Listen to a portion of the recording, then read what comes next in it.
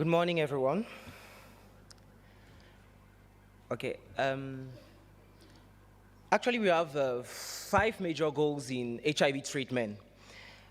First, maximal and durable viral load suppression. Second,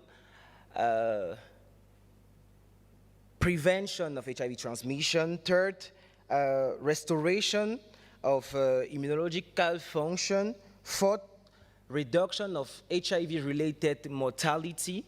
And fifth, to prolong the quality of life of people living with AIDS. So considering these goals, we may ask the question, how effective are current regimens in our routine practice? And these are just results from a comparative studies on the dolutegravir-based regimen after exposure to efavirenz based. So the transition plan to dolutegravir is actually a fantastic idea, but the problem is when you carefully look at the transition in sub-Saharan Africa and low and middle income countries, you realize that we actually transited from tenofovir, lamivudine, efavirenz to tenofovir, lamivudine, and dolutegravir. So just one molecule is actually being changed. So the transition to TLD in patients with prior exposure to tele may be accompanied by suboptimal response due to pre-existing mutation to tenofovir and lamivudine. So we evaluated the virological response under TLD according to previous exposure to tele in patients in Cameroon. And for this study, we had, it's a comparative study, we said it, and the viral load we actually, depending on the sites, we actually had 2 platforms. And to harmonize the result concerning the viral load, we consider that as very good virological response, a viral load of less than 390 copies. So for the results, quickly, I would say the clinical stage, WHO clinical stage of our patients, most of them, like 83% of them was at stage 1 and 2. And the median duration on TLD was 14 months for the great majority of our patients. So concerning the viral response, almost all our participants were actually virologically suppressed.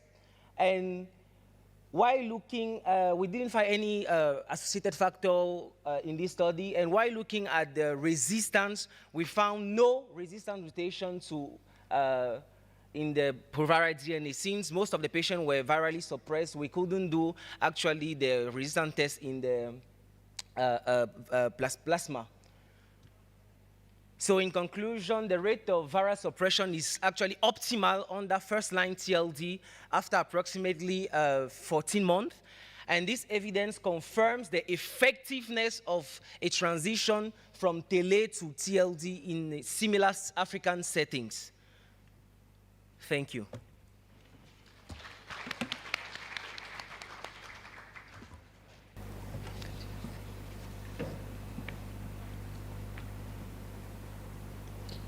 Greetings all.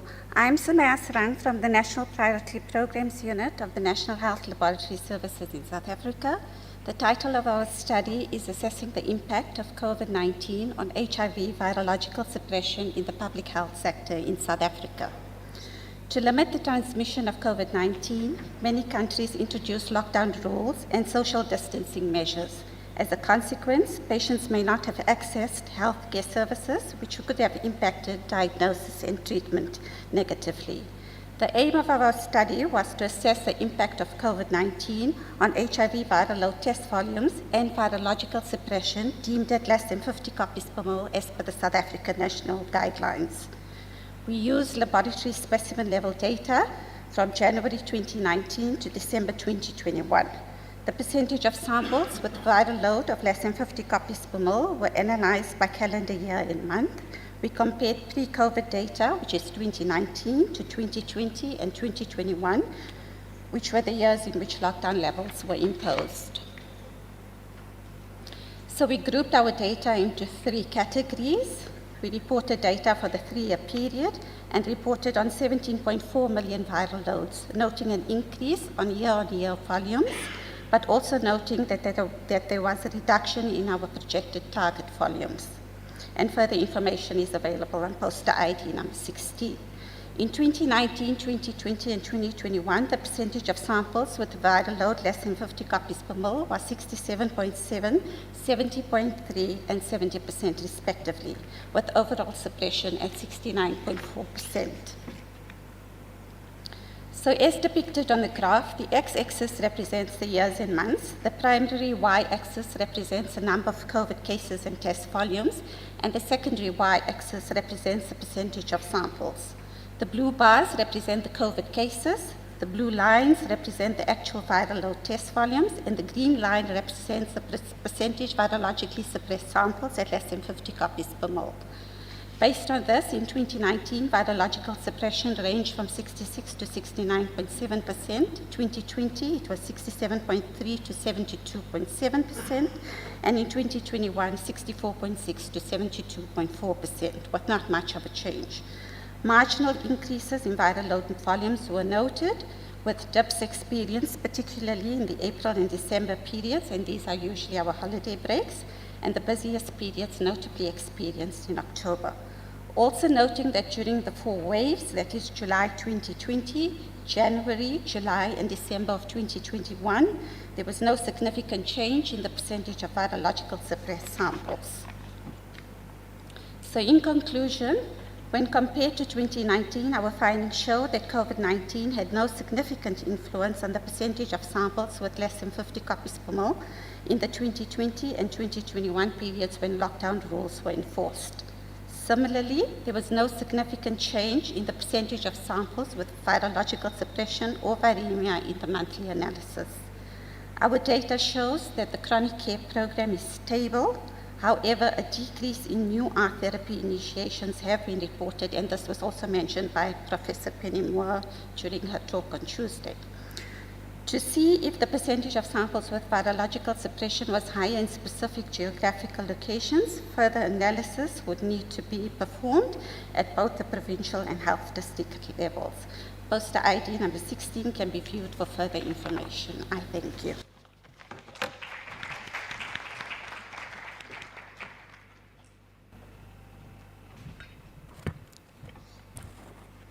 Good morning, everyone. My presentation, the title is "Do integrase strand transfer inhibitors increase the risk of developing diabetes type 2 in patients with HIV compared to other drugs?"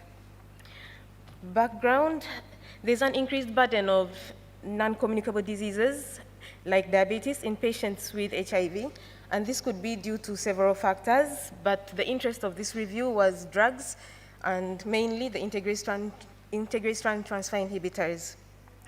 There have been cases that have been reported and published about weight gain and people who have been shifted from other drugs to integrase inhibitors, or those who are initiated on integrase inhibitors. So probably these drugs also alter glucose and fat metabolism. And this is critical because from 2018, most of the low and middle income countries have started using this class as the first line of treatment.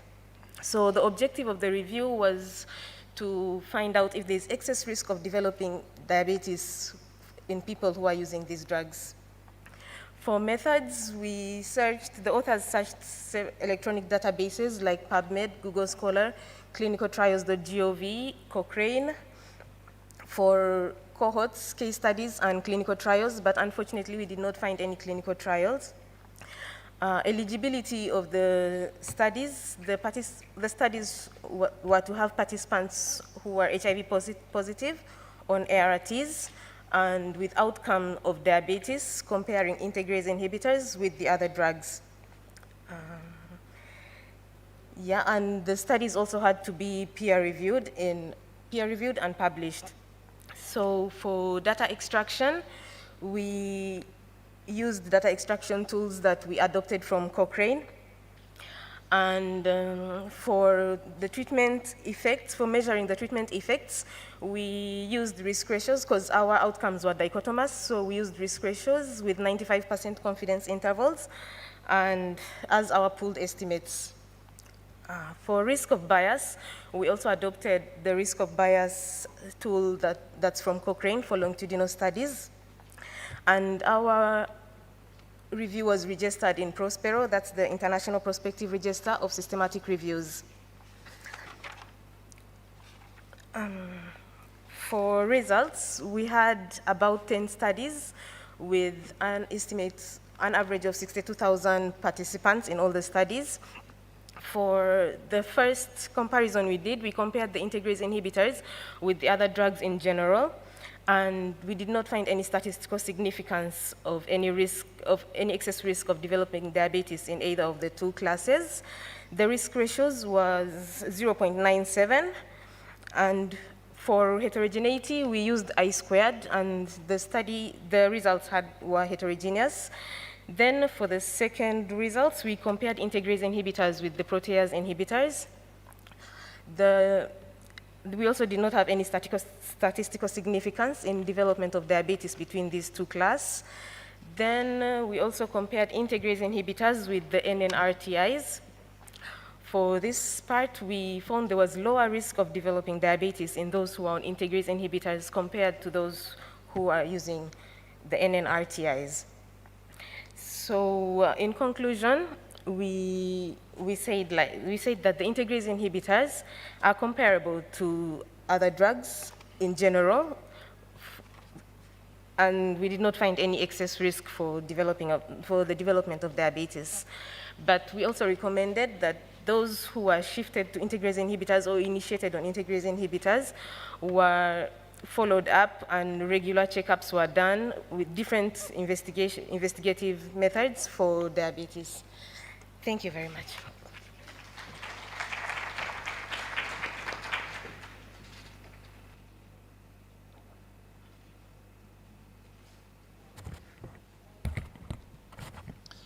Good morning, everybody, and thank you to the organizers. This was a survey that we usually do in Brazil. So we use the WHO threshold survey that tells us that less than 5% of transmit drug resistance is low and more than 15 is high. We show some cities in Brazil, I will show in the next slides.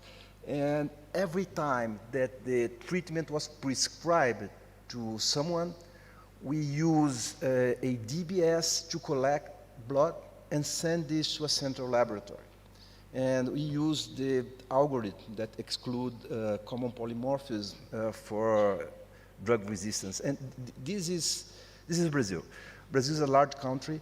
It's the same size as continental US, and those are the cities that represent the regions in Brazil. So in this red region is, to the top is the north region where the rainforest is, and we shows Belém. We have the subtypes here.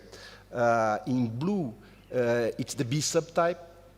We have in yellow the C subtype, and in red the F subtype, and the others are recombinants. So the seats are Belém in the north, Salvador in the northeast. We got in the central region, Brasilia. We got in the southeast region, Rio de Janeiro. In the south region, Porto Alegre. And we also included two extra cities, special cities, Santos, that used to have high levels of transmit drug resistance. And it's the home of the BF recombinant. And Itajaí, which is a city that has the high incidence of AIDS in Brazil, the higher incidence of AIDS in Brazil. This is just to show you the mean and median age is around 35. Most of the people were males. We have also the median and mean CD4 and viral load. And in the bottle, we can see that the prevalence of transmitted drug resistance was more than 25% in average. Varying in the cities, we have intermediate for Santos, but high for others. And we have 3.1% of two-class resistance and 0.8% of three-class resistance. This is a total of 261 samples. And those are the mutations. If you look at the Ntr mutations, we have the two 15 revertants, which is very typical of transmitted drug resistance. They are not Y or F. There are other amino acids that is very typical for TDR. We have for non-NUCs the K103N, but it's amazing that we have also 138 mutation, which is not from efavirenz, not from nevirapine, but from others, such as rilpivirine, that we don't have, and etravirine. We have 106 and 108 mutations that also may lead a cross-resistance to next generation integrating non-NUC drugs. And it's interesting, if you look at the PI mutations, we can say that the chain of transmission of transmitted drug resistance is a very old chain, because we have mutations to drug that no longer are used.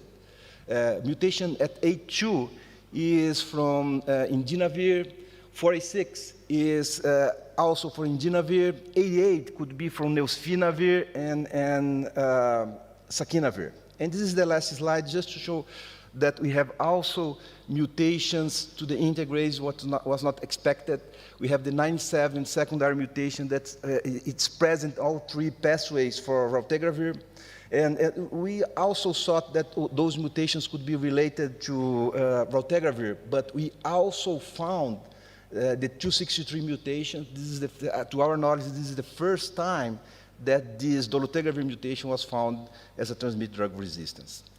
And just to conclude, if you want to make some collaborations in transmitted drug resistance, you may contact me. In 2017, we decided to use dolutegravir as a first-line resistance because we didn't want to do baseline testing. And now we have to reevaluate this. Thank you for your attention.